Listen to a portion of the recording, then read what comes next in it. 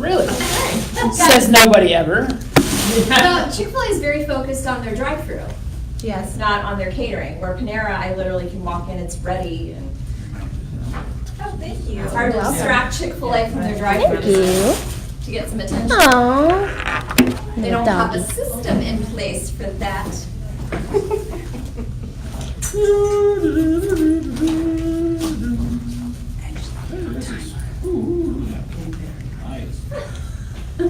That's we're live, Tabitha? Yes.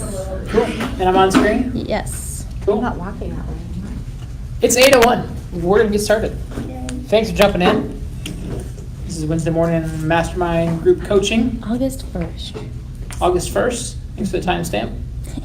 We are live, so censor what you say. Be careful. Just kidding. Completely unplugged. And as always, you guys talk about what you want to talk about. So Danielle, is this your first? It is, All right. Why are you here? because I caught the tail end of one 2 weeks ago. Okay. And I found it to be interesting, so I thought I would come. Cool.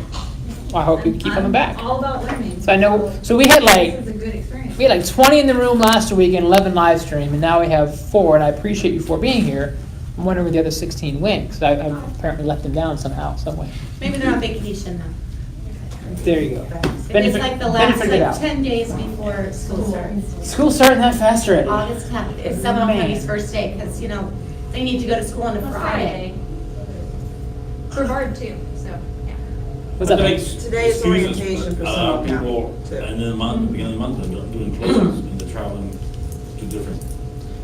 Oh, yeah, because I guess they're picking up their schedules. Yep, today's today. orientation. Yep. Orientation for what? Seminole County, that's where Chuck and the girls are today. Okay.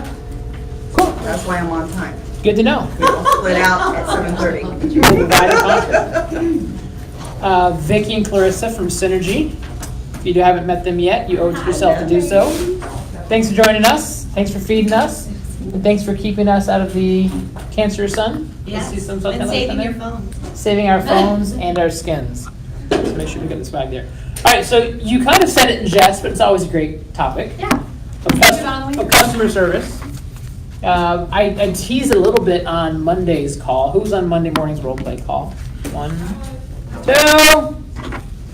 And I teased about my personal experience with a financial advisor in relationships and how sometimes we take relationships for granted.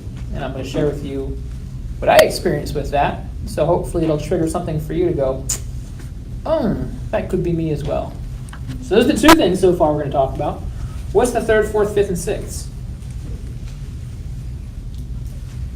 What's going on in your world that you say, can we chew on this?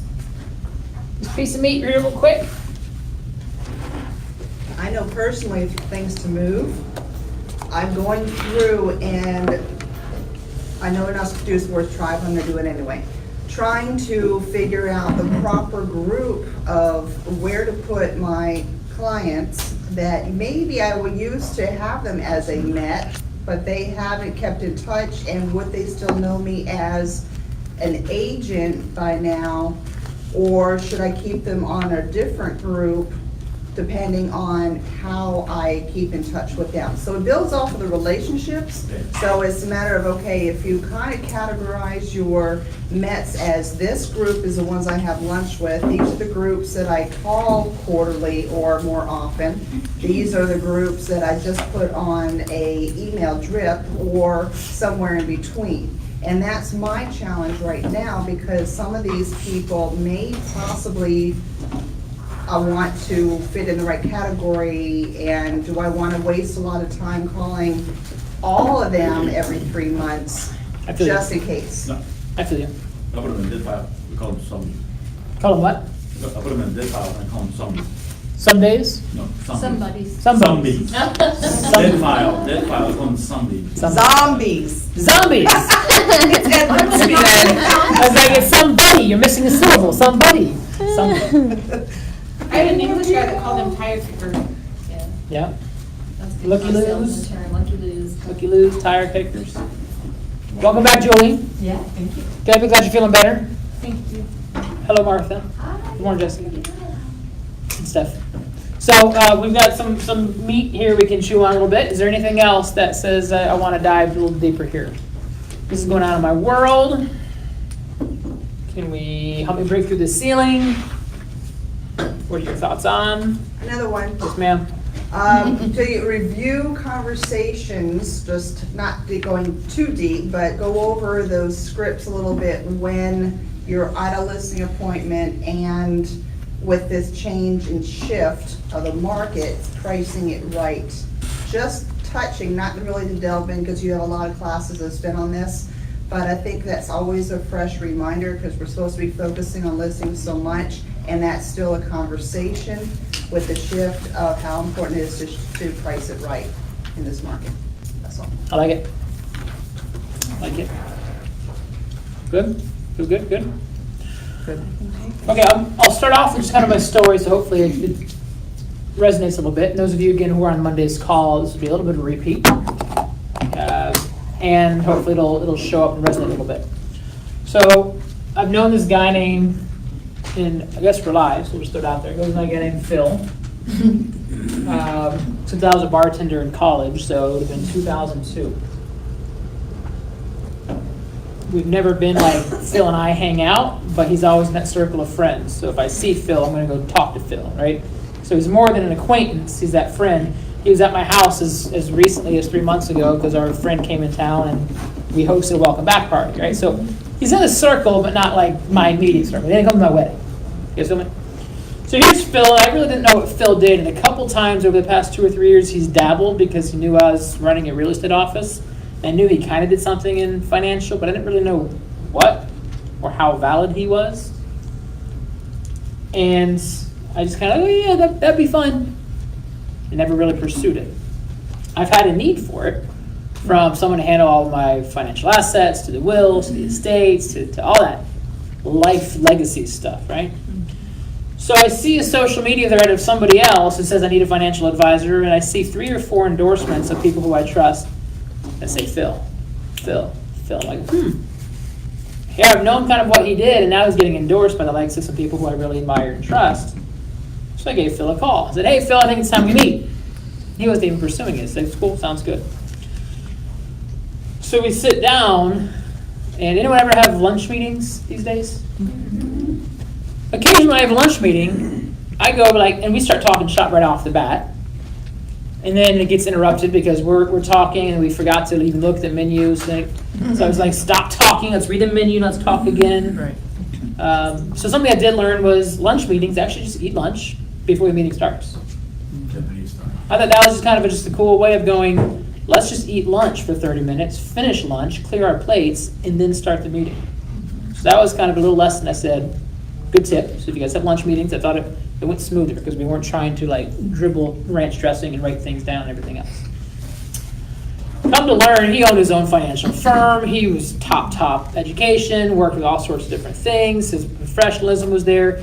He treated me like he never knew me, gave me his resume, gave me his expertise, gave me everything here. And the entire time he assumed the sale. We actually have never hired him yet. And he says, he gives the entire platform of going, I went ahead and built this for you. This is what it looks like. And when you work with us, and all that assumptive closing stuff, right? And then when I left, I told my wife, I was like, I had no idea that he was right here. So shame on, I guess him, shame on you, Phil, for not conveying his level of expertise to me. He's known me since 2002. That'd be 16 years ago. So he's known me since I was 19. He's seen me go through new careers, new family, new houses, new kids. Right?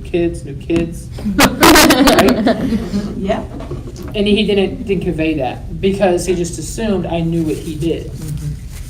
So I'm curious how many people in your world that you've been to their house and they know what you do for a living and you've known each other for 15 years, they don't really know what you do.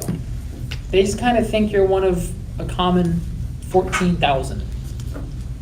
And so you probably owe somebody a phone call because you know that they truly need to consider investing, consider moving up, consider moving down, consider something, consider a refi. And you're like, oh, they know what I do. They know I'm a realtor. If they need me, they'll call me. Because that's what he said. And eventually I did. It just took me 16 years. Right? So I shared that because I got a couple of lessons. And number one, I love the lunch. Number two, he was telling me, when you work with me, this is what you will receive. So if I didn't, it was a takeaway. Like, I already fell in love with that platform. Like, oh, I want that. And so it's when you guys go to listings, assume the sale, and this is what we will be doing, and this is what it will look like, and maybe this is what your website and your flyers will look like. This is you, right? And because then people, if they don't have that, they don't get you. What's some examples of some takeaways you guys could do for a client if you were to go for a listing appointment that you could do before you ever get the listing agreement? Because it took him time and money and energy to do that, didn't it? So what's something you could do that if they don't hire you, they miss out and they would miss it?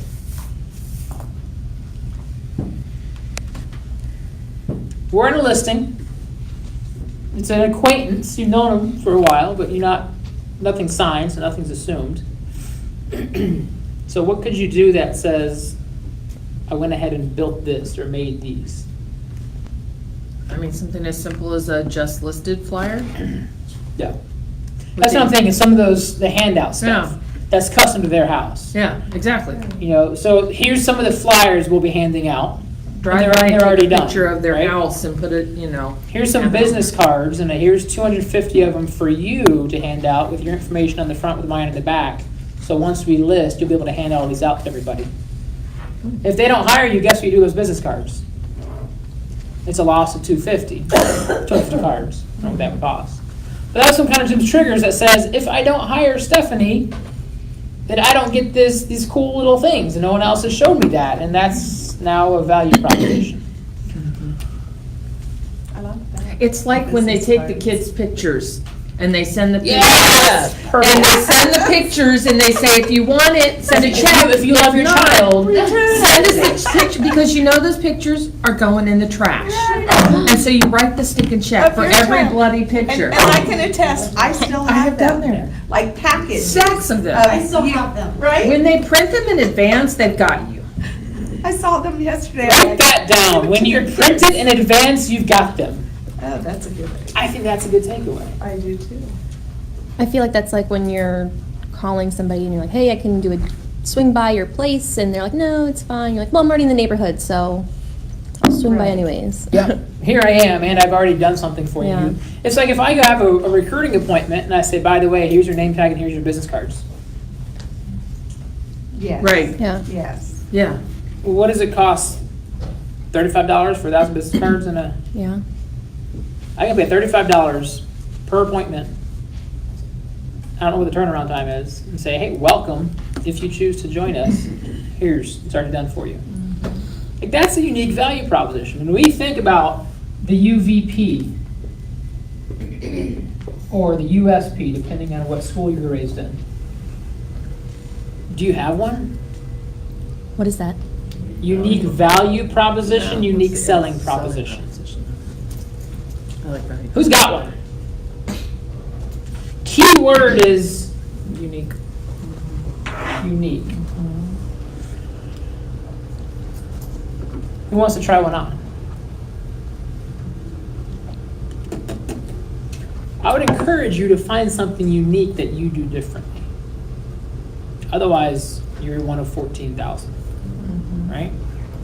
And the best way you can identify it's unique is if they don't choose you, what will they be missing out on? Oftentimes when we have a class around unique value proposition, selling proposition, I'm hardworking, I'm communicative, I'm available for you, I've been an Orlando resident for this many years. It's like, cool, so is 9,000 other people who can claim that stake. What's really unique, right? So that's why I want you to dive down a little bit. Like, Jason, you've got a unique value proposition of the marine history. Yeah, So- that's what I was just thinking. So I got a guy coming in from Alaska. He just wants to rent until he gets, figures out the job. He's gonna be working at AAA headquarters off, international.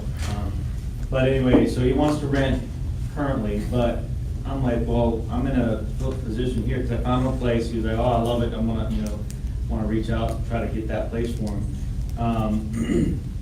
But I can foster a relationship with him, and then when he's ready to buy, then he'll use me. But I said, hey, I know you probably already have it figured out, but when you get into Orlando, I'll be willing to meet you at the airport, take you to a rental place, take you to your hotel, whatever, and, so he's like, oh, thanks. Yep.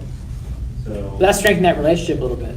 Yeah. Because if I meet a Marine and you meet a Marine, and we are both realtors, and that's all they know about us, then they find out that you've done it for 20 years. I haven't.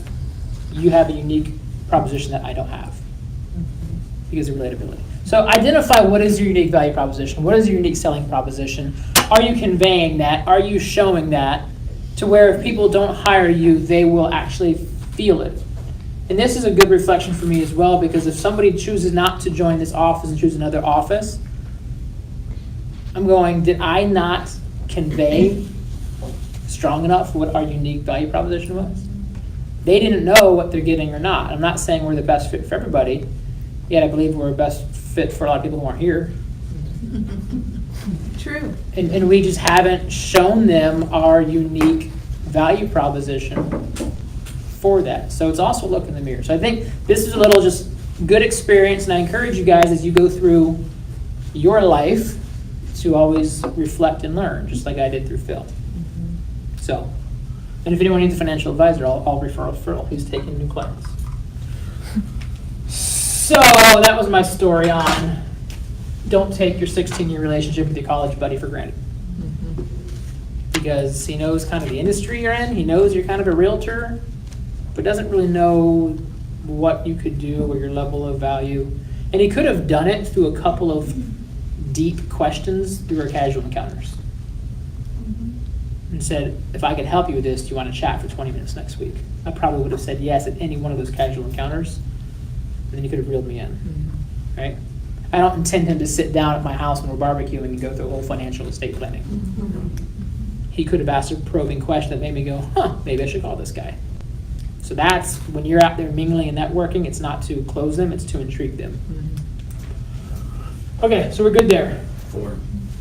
What's that? Ford. We didn't use the Ford. Family, occupation, recreation, dream. And that's a good baseline for I think, like coffee talk and chatting. The barbecue too. I think it's like a drive-by. Ask that question that no one else is asking. Because when it's like, how's the family? Like, I had 15 people ask me how my family is. How the kiddos doing? Number one student conversation I have right now. How are the babies? I know. Everyone, and I love it. And I love talking about them, but there's nothing unique about that. Right. So be careful just being a Ford or a frog if you have a window this big and you've got to go make an impact. Because everyone's a frog and a Ford. It's a good baseline for just, I have no idea what to say to this stranger and human being, I'm going to go use the Ford. But if you're on a hunt and you're like, bam, then you've got about, 7-second elevator speech, right? Right. You have about 7 seconds to make them go, that was different. That was unique. What is Will Ferrell when he's a news anchor? Anchorman? Yeah. Unique New York. It's made me think of. Sorry, go ahead. Unique New York. No, it's just interesting because it made me start thinking of a conversation I had with my daughter this morning when they're saying, okay, this is a recruiting, orientation. I said, what do you like about that sport? So I thought immediately is, what do we like about the fact of real estate? And with my staging interior design background, I often, I could just think about, hey, were you ever curious about what improvements that can you do to your house to bring out the most value? And so using whatever your unique personality is of why you like real estate, and maybe change that over to be a first question to ask a stranger in that short time period. And maybe you could go to a 2-step listing presentation. As Mr. and Mrs. Seller, I like to use a 2-step listing presentation. Number one, to really look at your house. And then I'm going to go back and create a unique proposition for staging and design, because this is my resume of why I am specialized in this and no one else is.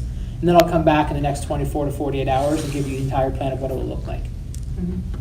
You go to that first appointment, you need to ask the question, say, fantastic, I've got enough information, I'll see you in a day or two. They're going to be intrigued enough to say, what is this product you're ready to deliver me? I need to hold off. Then you deliver the product, and they're going, that's unique. That's cool. Right? Otherwise, we're going for one step, we're going, this is what I will do, but I haven't done it. So there's actually no takeaway. So I think that could be a good strategy for you if you wanted to use that and just go ahead and put your time and energy to it. We do CMAs all the time, don't we? Isn't a CMA something that we do preparation before we go? Is that unique? Who here does a CMA for listings? Everybody. Well, yeah, because you're gonna have that conversation first. Right? So it's like if you don't do that, you're not even at average. What are you doing to be above average?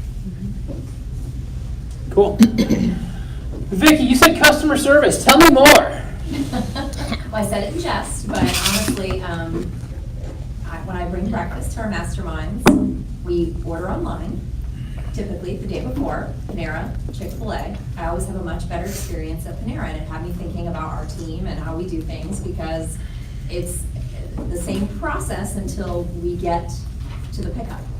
Panera has it ready, I walk in, pick it up, and I leave. There's a receipt for my expense report, we're done. At Chick-fil-A, Zero human interaction. zero human interaction, and it's fast, which is important. It's the employee-enabled tech company. So, but I have a face-to-face at Chick-fil-A, and they're so focused on the more busier drive-through that I have to wait for someone to notice me. And this morning it was 9 minutes. And then, of course, they have to go get the food, which is being If warmed. we can hashtag Chick-fil-A Oviedo, I think you can get some free chicken biscuits. And then I was out of there. But, to me, that 9 minutes in the morning before I come and see you guys, it makes a difference in having to wait. And Clarissa was making fun of you for being late. Which I'm usually not, as you know. She's never late. I'm never first. When I bring Panera, I usually beat all of you here. Yeah. So, but it just had me thinking that, you've got this great, this online ordering up front, which is a great service we didn't have 2 or 3 years ago. I mean, how many of you use online and just run in and pick up your food everywhere? But if you don't follow through with the system, then things fall apart. So there's a great example, and we'll touch on it, not dive into it. Last week's, we talked about there's the fifth industrial revolution is the tech-enabled agents or the agent-enabled tech. And this will not work if you lose the customer experience. If you keep it, it's going to be even more streamlined. If you lose it, you'd rather just go back and not use the pre-order and just go in line again. And honestly, every time I pick up a bag at Panera, as I'm walking out the door, someone's like, "Thank you, Vicki, have a nice day," or they'll say, "Caitlin," whoever placed the order. They're looking for me. So they do it best. And so as we start incorporating technology into our normal life, like texting, we have to make sure we're not losing the personal touch. And what are we doing to maintain and keep the personal touch when we have texting happening or automated email blasts going out? That's not really you. Are you knowing who's showing up and saying, "Thank you, Debbie, for watching that video. I saw that. I appreciate that. I'd love some of your feedback." So you can mass send 100, 200 people a promotional, and then there's zero follow-up on it. They're like, they don't care if I read this or not. They don't care about my opinion. If you actually called and followed up on that opinion, the impact would be exponential. Great touch on that. And I think we can dive right into this a little bit with your database of who gets where and what. Any questions on it so far? We're about 25 minutes in. Thoughts, takeaways, reminders, deeper. I see a lot of heads nodding. We have 6 people online too. Cool. If so they have anything, please jump on and let me know. I think because no matter how competent you become, the customer, a person still wants that personal touch with it, regardless. Yep. Well, it's funny. See, feel, touch. In this example, she didn't. I wanted, You wanted efficiency. They just assumed I wanted efficiency, but I think that they're using the technology, but they don't have a complete system. If someone would have said, "Good morning, Vicki," or "Good morning, Caitlin. I'm so sorry, we are running behind today. It'll be about 9 minutes. Can I offer you Different story. something while we wait?" Right. Totally different takeaway. Different scenario. You would have been raving about them right Right. now. Right. Right. So when technology is not where it needs to be, the human needs to come in and save the day. Well, and back to your example about Panera. did you not like it that they recognized and said goodbye? I did, Yes. I was impressed. That's a plus plus. So- I try very hard, like at the grocery store, to make sure whoever's helping me there, that I say Get their thank you names back with their right. names. Yeah. Exactly. Yeah. I mean, And these are first world problems, but you can relate them to the systems we're setting up. Just like you said, the automated emails, they're great, you're working when you're not working. But how, like you said, you've gotta follow up. Like when someone unsubscribes to your email, Gut punch. Debbie's like, you pick up the phone and you apologize for offending them. Yeah. Yeah. Don't just. You don't be like, zombie, right? Yeah. Well, I had a good example of that. I've been doing open houses, as always, and Kim, you know, like we do on the caravan, we have that sheet to fill out. Well, Kim just wanted to give feedback to her customer because it's a little overpriced and, you know, just in case. So I sent out, I called everybody. Kim? Kim Garcia, I was Okay. doing it with her. Got it. Okay. So I sent to the people that I had greeted and spoken to an email or left a voicemail that we'd love some feedback for the seller. Nada. Nobody responded. 3 days later, I'm like, So finally, this little couple that I had met at one of my own open houses, okay, so they remembered me. I sent them a handwritten note. Oh, we got your card. I set it aside for when we're ready. Yay. She finally responds back, I hope it's not too late. She said, my feedback is, and went over everything. And then she said, all the open houses we've been going to, and this is the first time someone asked for my feedback. Wow. Which included me, by the way. So it's, you know, I'm like, oh, you know, that made her feel important, like she was helping in the sale of that person's home, even though she had no interest in buying it. Right. So it woke me up that I'm not doing They wanna as feel good a valued. job. They want to feel valued. Are you So, valuing your database? Right. I know we value them as a commodity. Does your database feel valued? So that's interesting. Mm-hmm. It was I mean, this goes to what Jessica Tabitha and I and Marley go through of, do you guys feel valued? We know we value our agents. Do you feel valued?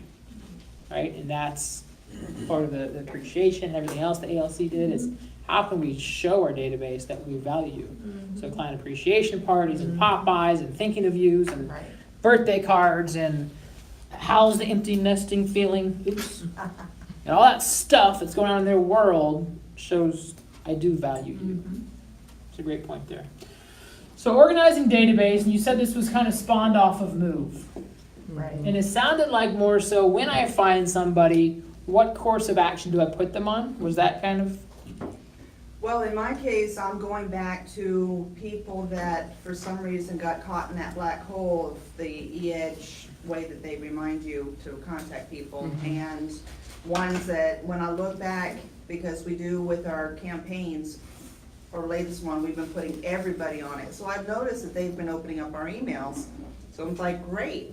I haven't called them, bad on me, for 2 years. I'm gonna pick up the phone and apologize and kind of go from there. So, again, these are people that are not necessarily new, because I have a system for that.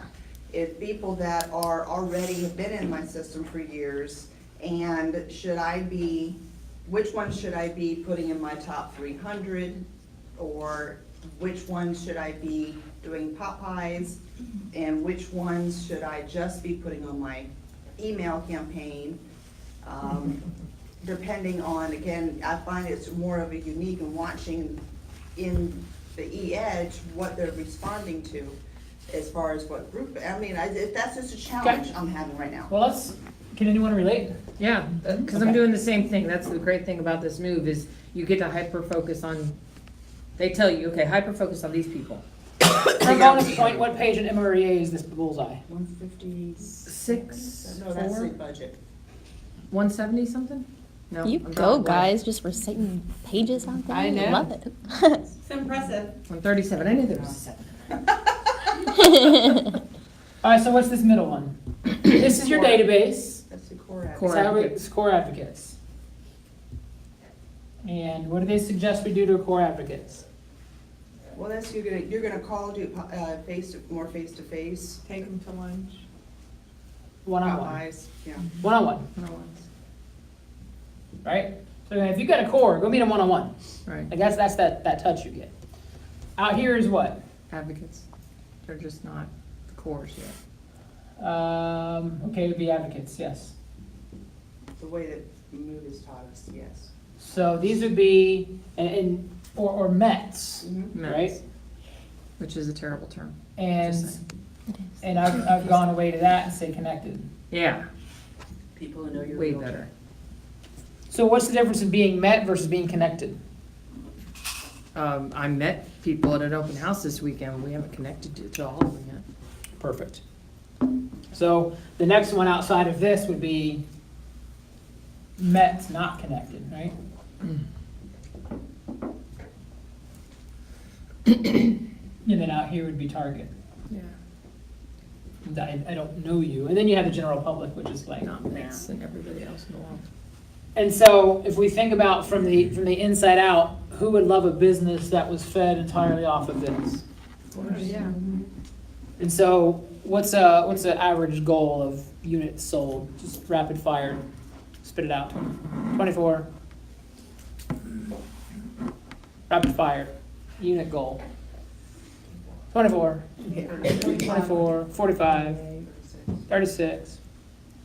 So let's use 24. And so kind of the question is always when you chunk it down, if you were to think of one person in your world right now, that if you were just pour into them, offer them value, show them value, make them feel valued, help them achieve their goals, do you think they could provide at least one valid closing for you? You think so? And so every year, a third of Aura doesn't close a house. But it's like just one. Like just go pour into one person.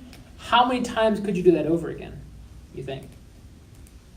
Like how many hours a week do you think it would take you to pour in to one person enough to show them enough value that they would be willing to pour in back to you to help you close one deal? Per week, not a ton, one or It two. depends on them. Their Maybe. personality. I think two, if you do more than two, you might as well like move in with You're them a or something. stalker. Right. Seriously. So we could actually say Back off. 2 hours a week of truly focusing, and you'll get one. So 2 equals 1, and if we need 24, then would this be 48 equals 24? So could you do that with 24 people, work 48? Who's working more than 48 hours a week right now? Well, we all are in some way. Probably, right? Or at least, this is kind of the new full-time. Yeah, for sure. And so if we chunk it down, now is this realistic? Maybe not, but couldn't it be? Because if you had 24 closings at this price point, you're at about 5 million. Could you hire someone? Definitely a TC, maybe a part-time assistant, to take care of all the other stuff that you've got to do in that other time. So all you could focus on was your job description, Oh, yeah. which Deb is what? Did you see that? Lead generation, lead follow-up, set appointments, negotiate contracts, script practice and role play. You could literally afford to leverage everything outside of your life if you could go focus. So the first thing is, how many core advocates do you have? Because how many people have 24 people right now that says, oh yeah, I got those. I can do that 24 times right now. And if you don't have that, how many do you have? This becomes an action item takeaway for you. And you put them right here. I have 4. Cool. And maybe even going to the next level is identifying people that could potentially be 100%. those and You're always focusing on them as recruiting well. to this. Right. Jason, and I don't know, so enlighten me. In the Marines, what's the highest, like, if you're the badass of the Marines, like, and you're the core? Isn't all the Marines a badass? Yeah. Like, Good answer. at a different level though. You want me to stand up or? Jason says you already know him, we're done here. Like, what would it be? Because Okay, a rank. I guess where do we so start? If I wanted to be a Marine right now. 300 PFT, a perfect PFT score. Okay, Yeah, you're considered a badass. if I was a Marine right now, Yeah. where would I start? Camp. Negative 7. Probably out here, right? Right. And you used to recruit. Yeah. Did you target, have a specific demographic, age? Yes. Okay, so you had a target. Meet height, weight standards. If I'm looking at you and I'm like, Yeah, lose some weight, Rick. You got some work to do. So I'll give you. Oh my goodness. Go, Rick! So I'll be like, hey, what. I'm not picking on you, but yeah. So if I can see somebody who's a little overweight, I would be like, hey man, if this is something that you're serious about, in a month, try to lose, 10, 20 pounds, whatever, come back and see me, we'll see where you're at. If I see that they've put some effort into Right. it, then I will go the extra step to get them where they need to be. Could this sound like some of your database or open houses, or go pre-qualified and go look at this and come back, right, a little bit? So now I'm in, I came back and I'm shed a little bit. Yeah. Like, check me out. Now, we've met, we weren't connected yet. The target was you had the conversation. You've met me, we're connected, and now you're going to stay in touch. You probably have a follow-up. Might be what's called a 12 director, an 8x8, right? To stay, so that you stay top of mind, so I stay focused on that. Because ideally, you would love it if I came back 20 pounds lighter and ready to roll. Sure. Because you're like, sweet, now we're converting, we're moving in the right direction, let's move. And so you're not going to go, cool, call me in a month and then just leave it all up to me. You're probably going to come back in a week and say, how's it going? Are you working out? Is this still something you want to do, right? And so it is, and now I've joined, and I'm coming in, so then what's next? So now I gotta get you physically and mentally qualified if you haven't already passed the ASVAB or whatever. Okay? Then I gotta take you up, have doctors look at you, make sure you're physically. So you're going to invest into me a little bit. We're connected now. You're pouring in, you're spending money, you're spending Delayed resources. entry program and. And then I'm a Marine. Yeah. So, and I didn't know, and yet it kind of just organically makes sense, doesn't it? Heather said, wouldn't that be your top 50 year advocates? It could be your top 5. I think when we say if 50's here, we're like, cool, then why don't you have 50 closings? Right. How many are those top 50 giving you? If they're giving you 3, then you have a top 3 and 47 figures. Right? Because shouldn't a core should be able to count on 1? That's kind of my thought. I'd like to think so. Like you, Stephanie, you are my core. Like I'm thinking of everyone in my world, and can I count on you for one deal in the next 12 months? I would love it if I could count on you. And by the way, I want to pour into you and your world and your business and your kids. So what do you need to count on me for? And now we have that mutual. Cool, I count on you for 1. Is it okay if I check in and see how we're doing with that? And by the way, hold me accountable to get you to XYZ. If you can do that with 50 people, then yes, you have a top 50. If you can only do that with 4 people, then you have a 4 core. That's my opinion of I agree. don't put it there because you have to put it there. Put it there because they've earned it. Because if he takes the overweight kid who came back a month later, he's like, you know what? Come on in anyway. You came back. You gave it a shot. You're my top 50 because I need a top 50. It doesn't work that way. Then it's the quasi-proud. Right? So you just have to really truly identify who are they. And they've got to earn it. Don't force it. Ideally, when we look at the MREA, how many people should be in your database, which would be these 3 circles? Do you know how many people they say to have to net 1 million? Did it say 300? To net $1 million.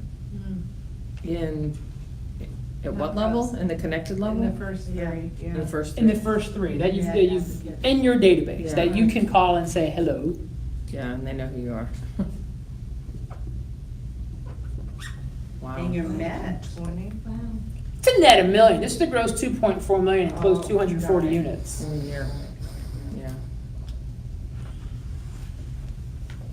So you want to net 1,000,000, could we just move a decimal? And net 100? And have 192? Is it gonna be exact science? No, it's gonna be pretty close. It will be. If you truly have 192 and you don't fake it. Because when we hear people like, oh, I've got a database of 2,400 people. Cool. How many of them know in your database? Quality, not quantity. Well, you can have quantity if As long as the quality's there are there. the quality there. Right. So it's not this or that, it's this and that. Exactly. The quality first, so you don't kid yourself. And so I'm working with one of our agents now, and he said, I've got, over the past 7 years of database and open houses and lead gen and online stuff, I've got over like 3,000 people. And over the last 2 months, I said, "Man, I want some clarity around that." That's what I'm He's got like 60. Mhm. He's got 2,940 fakers. Yeah. And so this is where you really take a look at your database and going, who's actually in my database? Oh, Who's that's actually in the what I've been Marines with doing. me? Who's actually gonna have my Yep. back? That's what's been good about Move. Oh, yeah. 'Cause I've like ditched Oh, yeah. That's what I so said. many people. Like, why were you even in here? Right. You know, so it was just when you start up, put everybody you know, and You get hyper-focused on a set segment of the. I'm gonna do a plug for Move right now. If this has fallen off your radar, you're hearing some pretty good testaments for it. And it literally is your business. And right now, we've got, what, 4 to 5 regulars? Yeah. We're not gonna keep going if we're not, because we're pouring in, we can take that money and put it elsewhere. I would love it if this group said, I'm back, I'm in. Because you know what? This is that important. Because without this, who wants to work a business that looks like this? No. You won't work long. spinning your wheels. Yeah, because you'll be. That's what you feel like A now. lot of Yeah. busy work. Yeah. And I think a lot of people, when they say my Facebook, or, I look on my phone and I've got, you guys know how to find out your contacts for your phone? The number. 2,512 contacts. Wow. I'd put them here. That's my target. What do I know about them? They're my phone. Yeah. I don't really know much else about them right now. I don't know how many people care if I succeed this year. I don't know how many people in the last 12 months actually did a transaction. How many of them say Stephanie Kovacs 5 different times, and so it's actually not that. And so we look at these fake things. We look at Facebook. We look at this. Like, this is my database. That's not your database. That's your target. So a target is kind of a farm, isn't it? Yeah. It's a good place to start, and then. Yeah. If this is a Pull brand from new there. phone and I'm a brand new human and it's a 0, I would just have a different target. Yep. And so who here farms? Can you tell me in 10 words or less what your farm is? Zip code, Zip. Geographical. yeah, geographical. So like Lake. Lake Bigot. Who else farms? According to this last Not 3-minute my conversations, all of you should be. Because these are both geo farms. And don't we kind of default farming to be a geo? What other kind of farming can we have? Social groups, Demographic, parent organizations. psychographic. Yeah. You guys farm realtors. I farm realtors. Right? Target them. They're not my connected. They're not my advocate. They're not my core advocate. I want them to be. Therefore, I am Targeting. targeted. So it's almost like if they're not there, then guess what they have to default to be? Right. Target. So don't kid yourself. If they don't pick up your phone call or they don't respond to your inquiry or feedback, guess what they're not? An advocate. Right. They're just a target group. And I did this. And it'll be like ebb and flow. I mean, they'll come in and come out, which is why you have to build it every day. When you look at your phone, I mean, I was trying to get my N's and whatever's, N's and R's. And yeah, and so I'm going through my phone, and if I have to think of who that is, it's like some random realtor that I was, trying to do a deal with, because the people that I did do one with are in there. But if I put a name in there, there's somehow I've met them along the way, but they're just, so like, And so this is clarity. yeah. Because if I look at this, I should be able to get, if I work it, somewhere around 100 to 1. Right? Would you guys agree with that? If I go talk to 100 strangers and I work them, I can probably find one. Yeah. It might as well be a stranger, a little bit better than a stranger. But I can guarantee you more than 50, 60, 70% do not have my name in their phone. I put them in there once upon a time and it's not reciprocated, right? And so this would give me how many closings? 25. Okay. Or I can go find 250 of this group and go get 25. 25. Much less work. Not really, because for me to keep them there, It's not as much wheel spinning. yeah, you get more gratification. Right. You get more traction. Right. But realistically, if this is kind of just self-preaching now, if there's 14,000 realtors, I know there's several realtors right now that if I picked up the phone and said, "Hi, we're hiring. Would you like to learn more about Keller Williams?" I would get some yeses. Right? And that's kind of target. However. And then it's better like, no, to I'm have- not. Cool, you know who might be. No, cool, see you later. better Next to month. have your core advocates do that for you.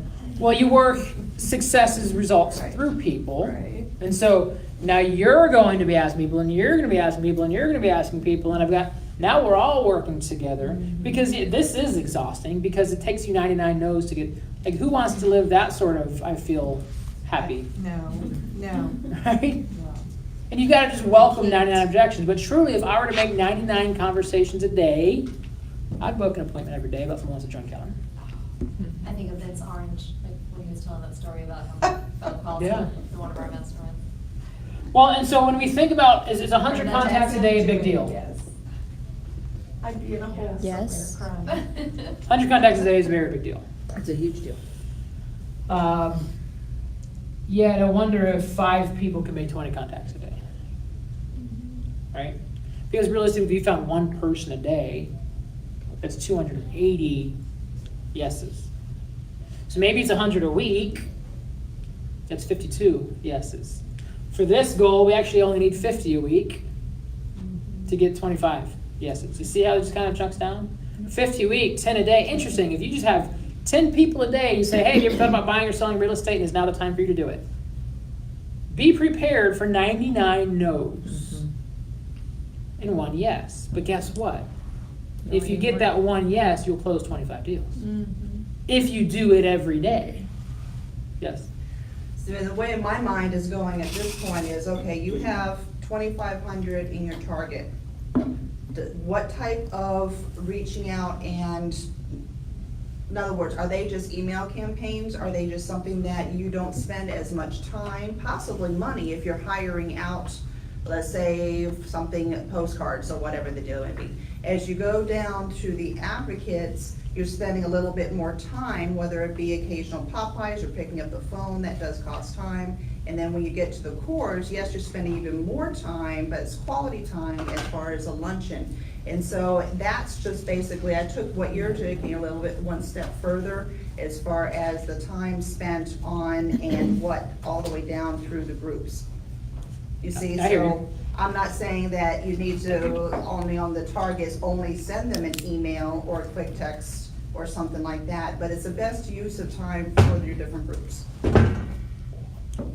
So shout out here to Michael Maher, 7 Levels of Communication. I'm going to draw it because that's small. It just helps me with my reference. If you guys haven't seen this, use it, love it. You guys know what I'm drawing right now? Who's first time seeing this communication triangle? A couple of you? That's okay, perfect. So one-on-one is the most effective. Then it's events and seminars.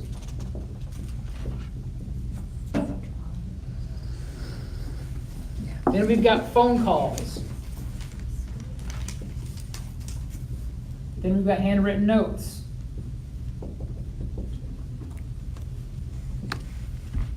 Then we've got electronic communication. Then we've got, it's darker.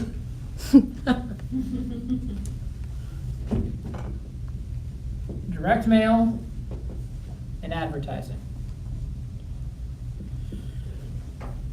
Do you guys do all of this? Do most of it. Yes? Most? The top 3 are the influence. The bottom 3 are the information. In the middle is that bridge. Yeah, for sure. Right? In the example they give in the book of 7 levels, and I don't know if it was Tony Robbins, if he said it, or if I just thought of it. So if Tony Robbins has a commercial today that we hear on the radio, you have information, you're not really quite influenced. You're not going, yes, I'm in! Unless you were wondering, I wonder when Tony Robbins will be here next. Right? So advertising works for that one person that's like, now's the right time, right? But it's probably not going to move the masses. You're moving the few. Then you get a postcard that says, hey, I'm coming to town. Oh, cool, now I've seen it twice. Getting a little more in bed. Then you get an email that says, hey, Rick, love for you to come to my convention. I still have information. He's not asked for me to respond. I've not had the opportunity to respond. There's no call to action. There probably isn't a call to action, but it takes me getting up and doing work. Then Tony Robbins gives me a handwritten note. Okay, that got my attention. That's a personal reach. That's the first personal reach. First time as I feel valued, right? Talking to Stephanie's point. Everything else Everything else has is been blankets. automated, and I'm one of a million. I don't feel special. Yep. Now I feel special. Yep. And then he gives me a call. Rick, I'm coming to town. You run one of the top offices. I really want you to be there. Okay. Everybody. I'm done for the day. I'm going home. Tony Robbins called me. Or I want you to check out one of my associates who's going to do an event, and so you can really see what it's about and see if it's for you. Or let's have coffee. I want to talk about why you should be there. That'd be amazing. Yeah. And you guys, so it makes sense there, but why it just makes sense for you as well. And so, what are you doing with these 2,512 people? Do you have time to do a one-on-one with 2,512 people? No. Which is why the core group is smaller. Right. But you've got to identify who you do have time with, and they're going to either A, raise their hands, they're going to respond, they're going to visit your website, they're going to comment on your Facebook post, they're going to share something, they're going to open it, they're going to take your phone call, they're going to... Jen, how many invites did you have for your pool party? We sent out 80, I had 75 RSVPs and ended up with 71 people there. 80 invites, 75 yeses. What's that math? That's Awesome. high. Yeah. Like, that's flipping high. 3%. 75 divided by 80. Wow, Jeff. 93.75%. And then 71 showed up. And by the way, I drove there when it was thundering out. And you still had 71 people show up. So 71 divided by 75 says 94.67 showed up. And then, so the 4 people who didn't show up, did they? She called me while we were there. She Okay. has a special needs son who's, was not having a good day and was not advisable. It's attrition. There's And the always 4 attrition. people, the 5 people who said no, did they They say were no? out of town or had something else. Oh, they were in Georgia Okay. For a family reunion. How did you invite people? Sent it out first as a general email, 4th annual pool party. Most of them had come before, I'd seen pictures. Okay, and then? And then How many responses did you get from that? How many RSVPs? It was like a save the date. It was just getting Okay. it out there. Okay. It gave them The Gave them information. the information. How did you get 75 yeses? We went from save the date to an Eventbrite where they gave them all the information and they could respond. Okay. Those that responded, I sent them a note, thank you, got your invite, looking forward to seeing you. Those that I didn't hear from, we sent the Eventbrite out again. And then in the last, I picked up the phone and wanted to make sure that they had received it. How many did you move, and I don't know these answers, that because you picked up the phone, then they said yes? Probably 3 or 4 maybe. So the majority of them did it through. Majority of them did it through the Eventbrite. Yep. And the other ones were just because they had changed emails, they were going the wrong place, or. So I think, what are the lessons here? Because this is amazing, there's some criteria that set you up for success a little bit. What was some of the things in her favor that set her up? She's done it before. She's done it before, Yeah. 4th annual, so she already had some raving fans, right? It's like Super Bowl party, no one has to be like, what's the Super Bowl? What is this now? No, we do it every year, come on. What else was it? Families, Family. like people's families, you Yeah. get, instead of getting a 1 back, you sometimes get, 4. Yeah, it's like a wedding. Like I had my people are aunt excited to come, RSVP to bring to our everybody. wedding It for was a great 13 family people. event. It's like, Yeah. you and your husband were invited. It didn't say. Thank you for inviting People your. like it when we include. When you include People, when everybody. it's Right. inclusive, people. And I imagine that these were already part of that inner circle, right? Yeah, those were folks that were my A+ and my A's. Advocates Corps. And those that I had closed with this past year. Yeah. If you would have sent that out to your farm, Oh, dear Lord. right? That's a lot of We've been pizza, buying Jen. a lot of pizza. Yeah. That's a lot of pizza. Well, maybe not a whole lot more because you would have just had much less percentage. Your percentage would have been right. If you would have had 8 people, not 80, and have 7 show up, you might have needed to go out to your farm. And I don't know if it directly answers your question of what do you do. If you go with the intention of building your core, then once you have the core, making sure they become raving fans, and making sure these are happening on a regular basis. What is a 33 touch? Or 36 or 35 or whatever you guys have these days? What exactly, if we were to just, what is it? We say it is 12 what? Well, it's emails. 12 direct mails, 12 emails. Cool, there's 24 of the 33. What else is it? 4 phone calls. 4 phone calls. What else is it? Birthday, anniversary, so it's basically Right. just cards. would I say think it's 2. another 4 cards. Well, The I just put 2, just. holiday cards. Birthday, holiday, Right, and then 3 face-to-face. right. You guys see how it touches? And then if and when they see your banner up at the school, or they see your business cards of their favorite Italian restaurant, that's just Another touch. advertising. An indirect touch. It hits all of it. Yes, I'm sorry. You had a Johnny question. Abar said, I noticed that I do them all, just not with everyone. Some get the top 3, but not the bottom 3 or the opposite. Yeah, which is hopefully his big aha. Yeah. That says it has to complement. Because if Jen would have only called 80 people, would you have talked to all 80? Statistically not. And so only 40 of them would have even known existed because they didn't get your voice message. So, and this is from the lead gen model, is prospecting based. And what? Marketing enhanced. Marketing enhanced. You guys follow? So how and where do you put them? It depends where they are. And not where they are because where you want them to be, where they are because of how they show up. My coach used to tell me the point of starting them all, like for you, Deborah, you got that huge outer circle. She'd always say, move them up or move them out. Well, I don't, and then again, you got people that say, don't ever delete them, so my move them out is just keep them under my. if Well, you wanna D say knows the song for non-debs. delete anymore, it stands for drip. Yeah. Right, got it, yeah, If you're gonna delete them, you might as well just put them in the information zone. right. Let them delete themselves over time. Or let them rise up over time, Right. right? Let's just drip on them and then go find it. And if you're going, gosh, I don't have 250 connects advocates, what's your job? Go find it. So when you do an open house, what's your job? Connecting, Go build a database. When you knock on doors, what's your job? building a database. Build a database. Get Every day, in what's your job within your database? Follow it up. Keep the database. Follow up with it. Follow up. Right? Everything we do, and maybe we, instead of calling that lead generation, we call it database generation. I think that would help the psyche a little bit. Because the database, when it's properly fed, will create the leads. Very rarely are you getting a stranger and you got Ignite starting. Look, she's like, did you feel it or did you like alarm go off?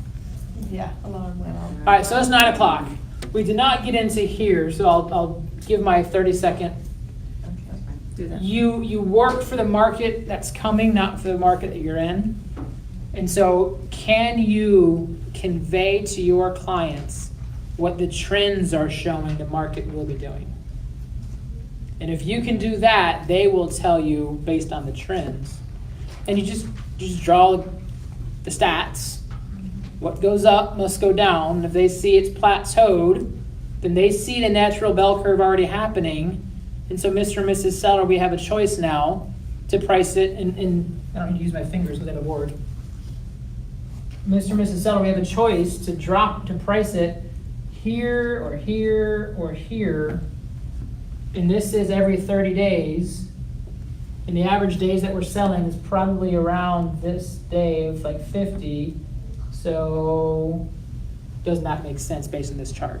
I don't know what this chart looks like, and it could be different for price point, but to me, that's what I'd be doing. I wouldn't be convincing them on stuff if they didn't convince themselves. And I'm not going to do it. I'm going to let the market data do it. Because Mr. and Mrs. Seller, I don't create the market. I simply interpret it. Bold script, right? This is what the market is telling us. Now, we don't know what might happen. Could this happen, Mr. and Mrs. Seller? Absolutely. Could this happen, Mr. and Mrs. Seller? Absolutely. We don't know that. Here's what we do know. This is the track. Based on that, where do you want to strategically place yourself so we can be there? Does that help? Yeah. I think you just need the data. It's just nice, quick reminders. Yep. All right, so takeaways, aha, action plans. An aha from online was I'm so busy prospecting for more leads that I forget to manage the lives breathing thing called my top 36 or your database. Love that. Yep, go feed the people that are already there. Yep. Otherwise, they're not there anymore because you just lost touch. Good. What else? Nothing else? Crickets? Danielle, first time here? It's great. It's a lot of information to take in, and I think it's all useful to me as a new agent, so. Good. Who will be at Move on Thursday? Reminder of some people that need to spruce up a database. Schedule pickup. Who here does not have Kelly downloaded yet? Oh, shame on all of you. Everyone has Kelly downloaded? And I don't remember Fantastic. calling any of these people. What's that? So I don't remember calling anybody Yeah. here, so No, they all and have it. I sent texts Yeah. to my. And then the competition started today. Today. No, I don't. So there's a half bold scholarship, there's business planning clinic, there's agent bill to do an interaction. What is an interaction? Talking to Kelly. So if everyone pulls out Kelly right now, let's do something real fun. That's in my. Pull it out if you can quickly. And open up the microphone. 1, 2, 3. Gary. Did that show up for you guys? Gary. It said, there it is. All right, what did Gary Oh, tell you? mine did dairy. Success is actually a short race, a sprint fueled by discipline, just long enough for habit to kick in and take over. Gary. He told me, be like a postage stamp. Stick to one thing until you get there. Mine did. That's a good one. I like that. That's good. Gary. So Gary will give you some wisdom every day. Oh, that's awesome. So will Diana. Kelly does not know how to spell Diana, Diana with yet, 2 so you have to N's. type Diana. Okay, guys. Cool. Have a great session. Thanks for coming in. We'll see you next